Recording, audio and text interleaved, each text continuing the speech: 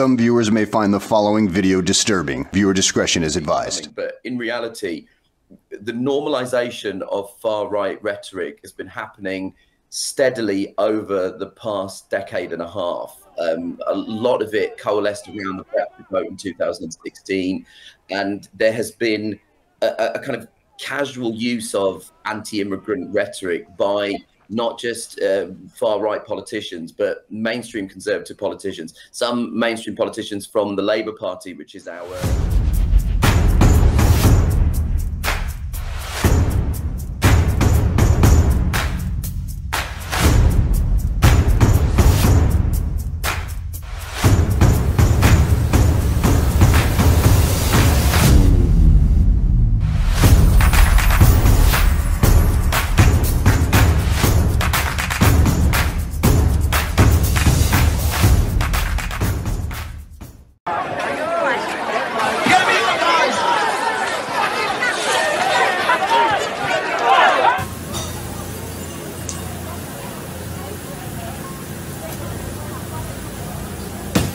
Attention, attention. This is a police message. The crowd should disperse immediately, as force is about to be used against violent individuals. No further warnings will be given. Okay, I got smoke. Oh! See that bloke go down? See that bloke go down? I don't know, let's see.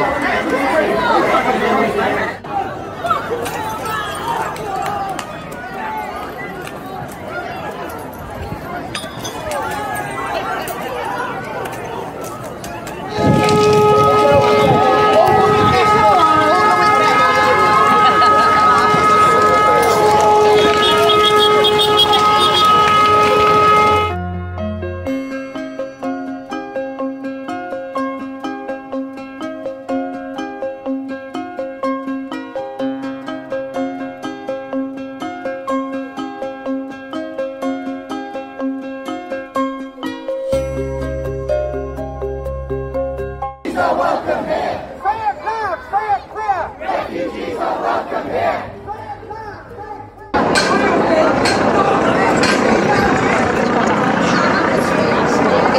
I'll stand here. Go down there.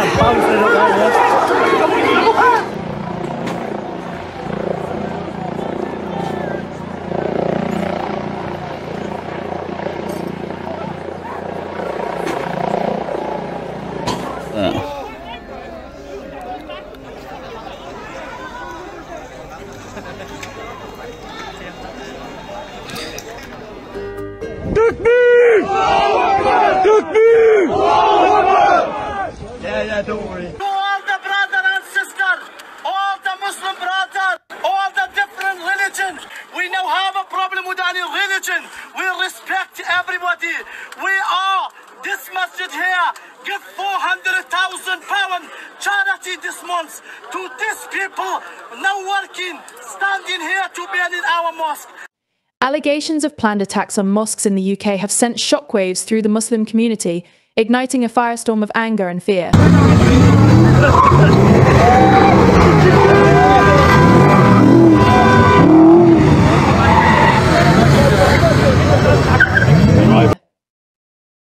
In response, Islamic groups across the country mobilized, taking to the streets in fervent demonstrations against the impending threat. The protests were a stark contrast to the typically tranquil image of the UK. Thousands of demonstrators, draped in black and bearing placards with messages of peace and unity, marched through the heart of major cities. Chants of "We are peaceful and respect our places of worship" echoed through the streets, a poignant counterpoint to the alleged hatred that had sparked their outrage. The protests were not merely expressions of anger, but also powerful statements of solidarity. Muslim communities, often feeling marginalized and misunderstood, found their voices amplified through these demonstrations. The outpouring of support from other faith groups and secular organizations further underscored the fact that the alleged threats were an attack on the very fabric of British society. The government found itself under immense pressure to address the situation. While condemning the alleged plans, they also faced criticism for failing to adequately protect places of worship. Me personally, you know, I'm not one of those elements that would go, I'm not willing to go to jail. Amidst the anger, he's been urging restraint. The message that we are sending out as a community is that don't take the law into your own hands. Calls for increased security measures at mosques and other religious sites grew louder, as did demands for stricter counter-terrorism measures to prevent such extremist ideologies from taking root. It is important to note that these protests were not without their challenges. Some critics argued that the demonstrations could exacerbate tensions and create a climate of fear. There were also concerns about the potential for radicalization within certain protest groups. However, the overwhelming majority of participants emphasized their commitment to peaceful protest and dialogue. As the situation unfolded, the world watched with a mixture of concern and hope. The UK, a nation often held up as a model of multiculturalism, was being tested.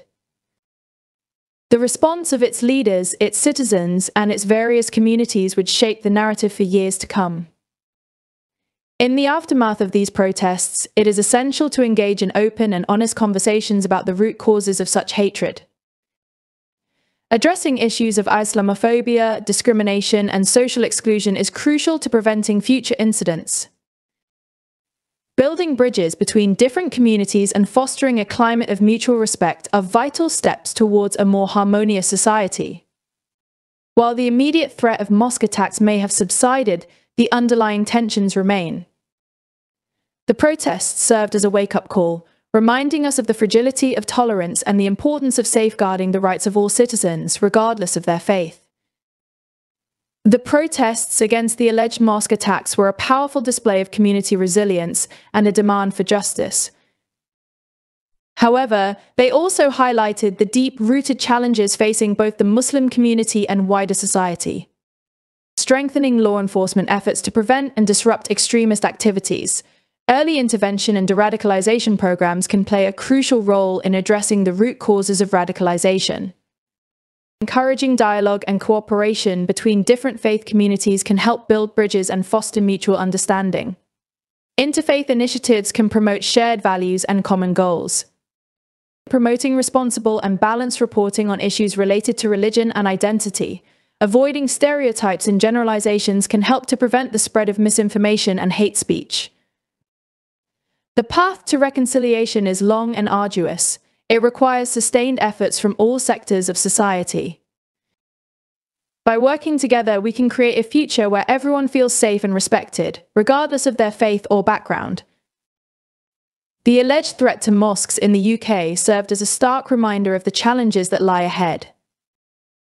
However, it also demonstrated the power of collective action and the resilience of the human spirit. As we move forward, it is imperative to learn from the past and build a more inclusive and tolerant society for all. What are your thoughts on this? Share in the comment section below.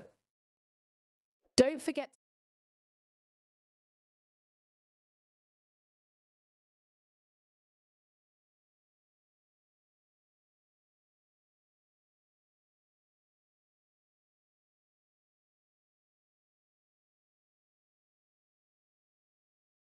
international coverage. So set the scene for us, Nish, if you can, just the impact that this has had on the country there, and particularly with minority communities over the past few days.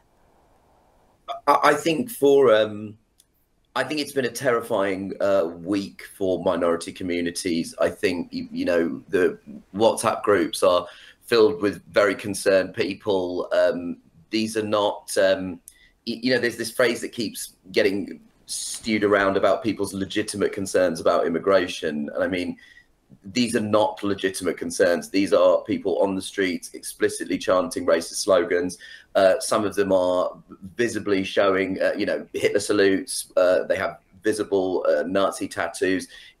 None of this is legitimate concerns. But the only thing that I would say about this is that most of the minority communities I know are not surprised. This has been brewing for a number of years now, and I think it's very important to state that this has not come out of nowhere. There's been a real push to kind of portray this as an act that nobody could possibly have seen coming. But in reality, the normalization of far-right rhetoric has been happening steadily over the past decade and a half. A lot of it coalesced around the Brexit vote in 2016, and there has been a kind of casual use of anti-immigrant rhetoric by not just far-right politicians, but mainstream conservative politicians. Some mainstream politicians from the Labour Party, which is our centre-left party.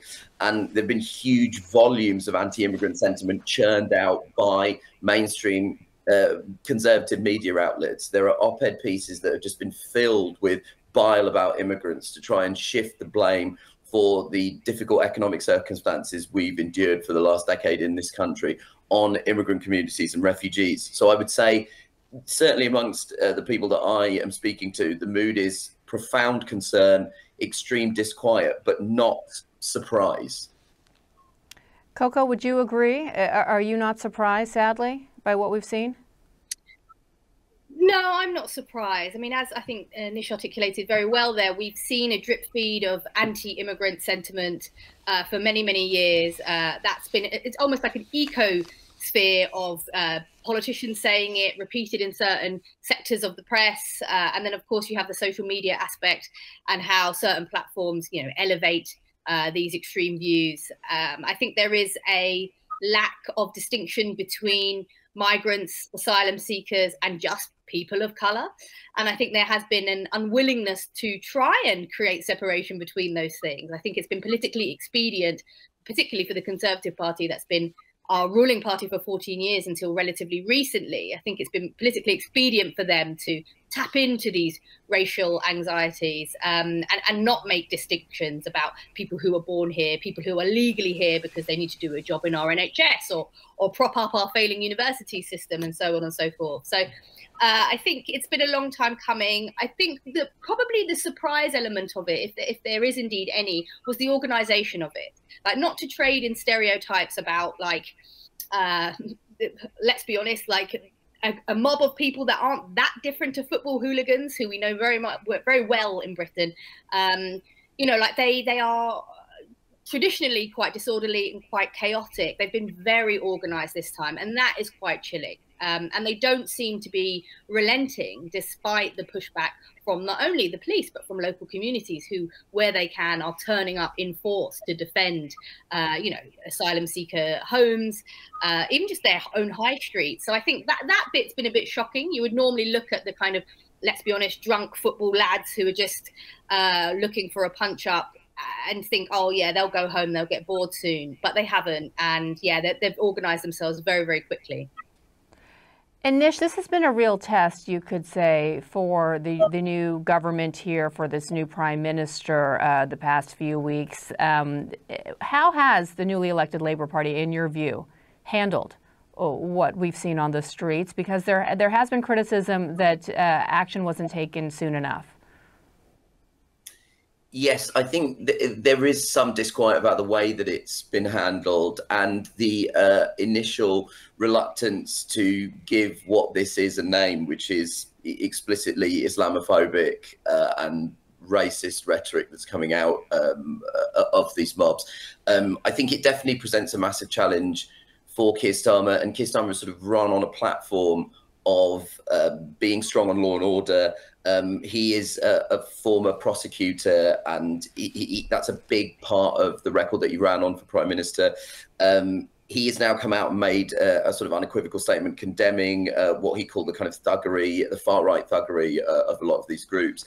And he's also warned that there will be consequences, not just for the people participating in the riots, but for the people whipping up violence online. The challenge that presents is the challenge that is presented to so many governments around the world, which is how do you regulate these unaccountable tech platforms? The website formerly known as Twitter is owned by Elon Musk, who not only has continued to platform hard right figures that under its previous ownership Twitter actually suspended, but has himself been stoking the fires that are burning across my country at the moment, making comments on the inevitability of a civil war. I think that there are meetings of a kind of Security Council which we call Cobra, and there are ideas that the police are going to be deployed across the country because there are more riots being planned supposedly to happen tomorrow, which is Wednesday. That policing element of it obviously presents a big challenge for Keir Starmer.